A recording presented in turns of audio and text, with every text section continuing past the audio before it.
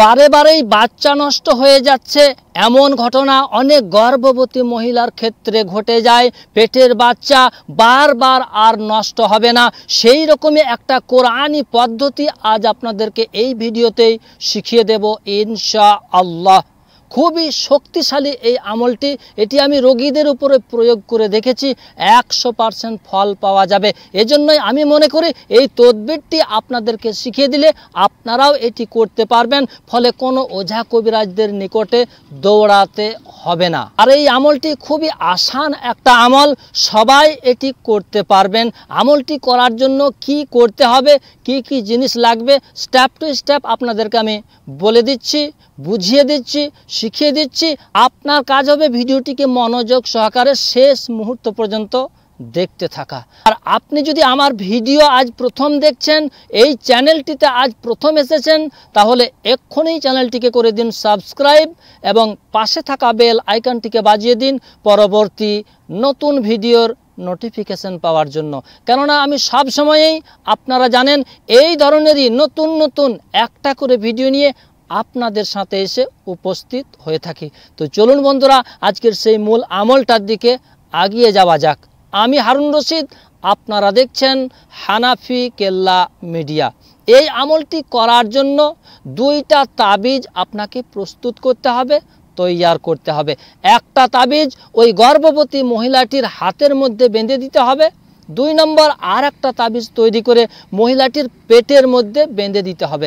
কোন তাবিজটি হাতে বাঁধবেন সেটাতে কি লিখতে হবে, কোন তাবিজটা পেটের মধ্যে বাঁধবেন সেটাতে কি পড়ে ফু দিতে হবে বা কি লিখতে হবে, এখন সেটা আপনাদেরকে আমি বলে দিচ্ছি, বুঝিয়ে দিচ্ছি। আবার আমি বলছি, খুব ভালোভাবে বোঝার চেষ্টা করবেন, বুঝে নিলেই এটি আপনি করতে পারবেন। আর আমলটি 100% উপকারী একটা আমল, এটি আমি নিজে রোগীদের উপরে প্রয়োগ করে দেখেছি।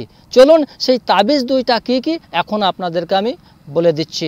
1 টুকরো সাদা কাগজের মধ্যে, 1 নম্বর তাবিজ যেটা, 1 টুকরো সাদা কাগজের মধ্যে আপনি 160 বার বিসমিল্লাহির রহমানির রহিম লিখে একটা মাদুলিতে ভরে এটা ওই গর্ভবতী মহিলাটির ডান হাতের মধ্যে আপনি বেঁধে দেবেন।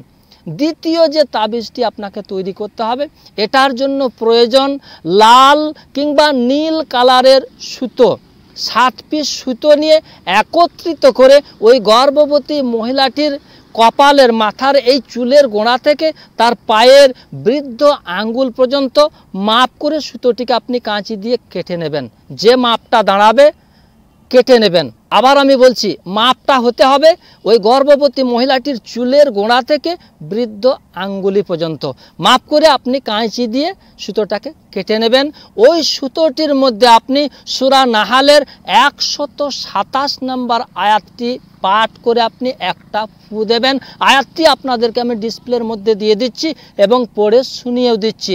আয়াতটি হচ্ছে বিসমিল্লাহির রহমানির রহিম ওয়াসবির ওয়ামা সাবরুকা ইল্লা বিল্লাহি ওয়ালা তাহজান আলাইহিম ওয়ালা তাকু ফি দাইকিম মিম্মা ইয়ামকুরুন।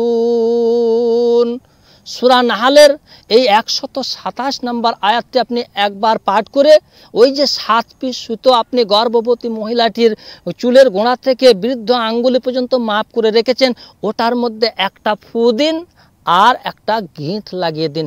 এইভাবে আপনি সূরা নাহালের এই 127 নম্বর আয়াতটি 9 বার পাঠ করে 9টি গিঁট লাগিয়ে দিন।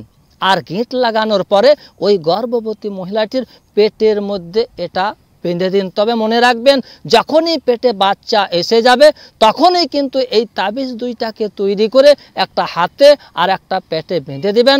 দেখবেন ওই গর্ভবতী মহিলাটির আর পেটের বাচ্চাটি নষ্ট হবে না ইনশাআল্লাহ, মহান রব্বুল আলামিনের রহমে করমে দয়াতে ইনশাআল্লাহ। বন্ধুরা, এই ছিল বারবার বাচ্চা নষ্ট না হওয়ার তাবিজটি। ভিডিওটি আপনাদেরকে ভালো লাগলে অবশ্যই একটা লাইক, চ্যানেলে নতুন এসে থাকলে এক্ষুনি চ্যানেলটিকে করে দিন সাবস্ক্রাইব। দেখা হবে পরবর্তী আবার অন্য কোনো ভিডিওতে ইনশাআল্লাহ। সে পর্যন্ত আপনারা সকলেই ভালো থাকুন, সুস্থ থাকুন। ধন্যবাদ।